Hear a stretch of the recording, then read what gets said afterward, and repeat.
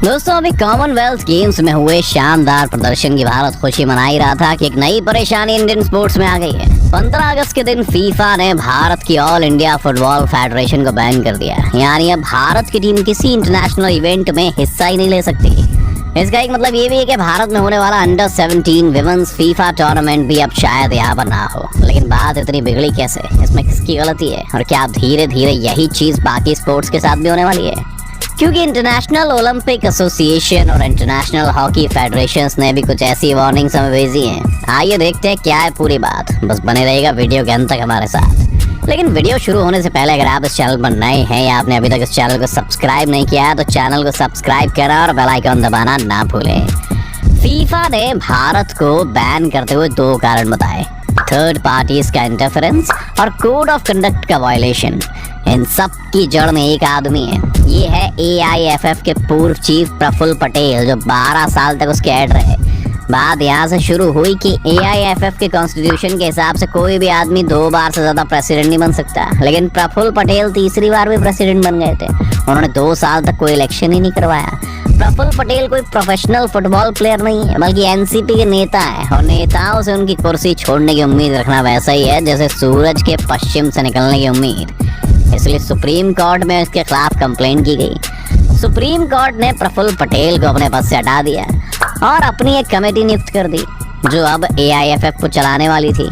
इसी कमेटी का ये काम था कि वो AIFF का नया कॉन्स्टिट्यूशन बनवाए और जल्दी से वहाँ इलेक्शन करवाए। सुप्रीम कोर्ट ने अपनी इस कमेटी में SY Qureshi, retired justice Anil Dave और भास्कर गांगुली को नियुक्त किया।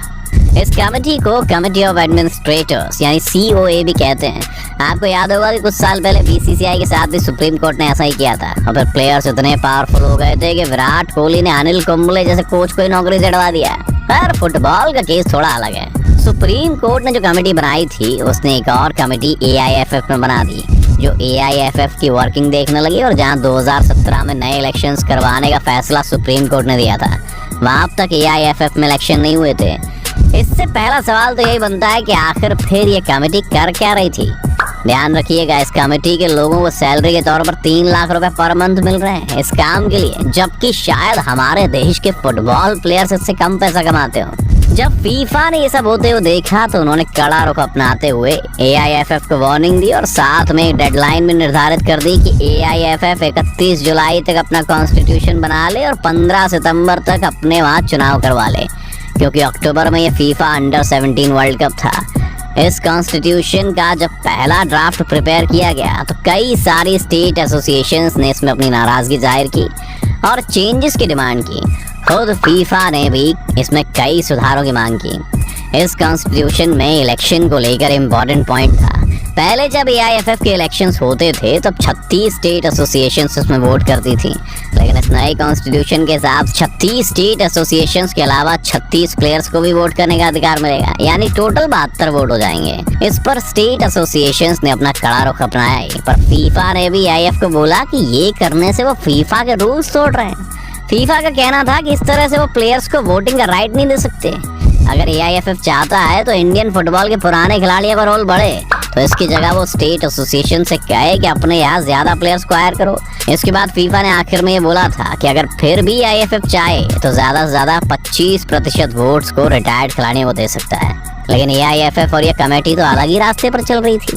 उन्होंने कॉन्स्टिट्यूशन तो फाइनलाइज किया नहीं, पर यह बोल दिया कि 28 अगस्त को AIFF के इलेक्शन होंगे और इसी पैटर्न पर होंगे जो उन्होंने अपने कॉन्स्टिट्यूशन में लिखे हैं। इसके बाद यहाँ पर प्रफुल्ल पटेल की फिर से एंट्री होती है, क्योंकि बहुत सी स्टेट एसोसिएशन इस मामले को लेकर प्रफुल्ल पटेल से बात करने लगी और उसके साथ साथ फीफा का भी इस इलेक्शन वाले कदम पर बहुत सख्त रिएक्शन आया।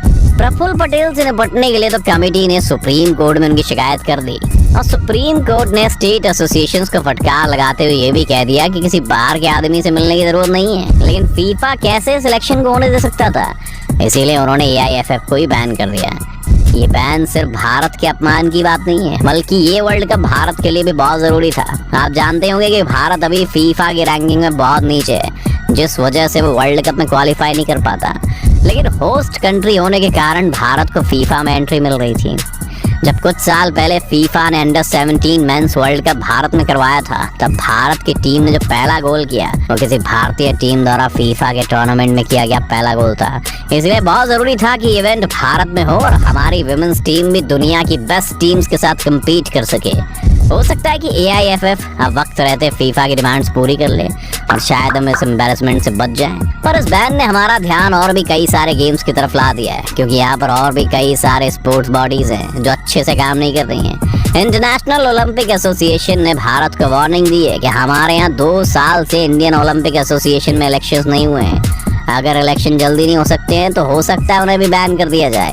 अगर ऐसा होता है तो इसका मतलब है कि भारत का कोई भी खिलाड़ी किसी ओलंपिक, एशियन या फिर कॉमनवेल्थ गेम्स में खेल नहीं पाएगा। इसके अलावा अगले साल भारत में हॉकी वर्ल्ड कप भी है और हमारी हॉकी फेडरेशन को भी इस तरह की कई वार्निंग्स मिल चुकी हैं। इंटरनेशनल हॉकी फेडरेशन ने भारत को चिट्ठी लिखकर कहा है कि इंडियन हॉकी फेडरेशन में जो एग्जीक्यूटिव्स की टीम है वो हमारे खुद के नेशनल स्पोर्ट कोड के मुताबिक वहाँ नहीं होने चाहिए थे। अगर जल्दी हम नए इलेक्शंस नहीं करवाते हैं तो यहाँ भी हमें एक बड़ा सेटबैक देखने को मिल सकता है। तो ऐसा क्यों हो रहा है दोस्तों? इसका कारण बहुत सिंपल है। भारत ने 2011 में एक नया नेशनल स्पोर्ट्स डेवलपमेंट कोड बनाया था, जिसमें ये पाया कि भारत में स्पोर्ट्स की ग्रोथ के लिए जरूरी है कि यहाँ के स्पोर्ट बॉडीज को सही किया जाए, जिसके लिए मेंबर्स की एज रेस्ट्रिक्शंस से लेकर टर्म रेस्ट्रिक्शंस जैसे प्रावधान भी इसमें लाए गए। लेकिन आज 11 साल बाद भी हम लोग इसे अच्छे से इम्प्लीमेंट नहीं कर पाए, क्योंकि भारत के लगभग हर स्पोर्ट एसोसिएशन का हेड कोई नेता है। इनमें बीजेपी से लेकर कांग्रेस सभी पार्टियों के नेता शामिल हैं, जो अपनी कुर्सी के चक्कर में हमारे स्पोर्ट्स के फ्यूचर को अंधेरे में धकेल रहे हैं। आपको क्या लगता है कि अक्टूबर में होने वाले वर्ल्ड कप से पहले बैन हट पाएगा? और अगर ये बैन रहता है तो इसमें गलती किसकी है? अपनी राय में कमेंट्स में जरूर बताएं। उम्मीद है वीडियो देखकर आपको काफी कुछ जानने को मिला होगा। अगर आपको वीडियो पसंद आया तो वीडियो को लाइक करें, और अगर आप चैनल पर नए हैं, आपने अभी तक चैनल को सब्सक्राइब नहीं किया है तो चैनल को सब्सक्राइब करना और बेल आइकन दबाना ना भूलें।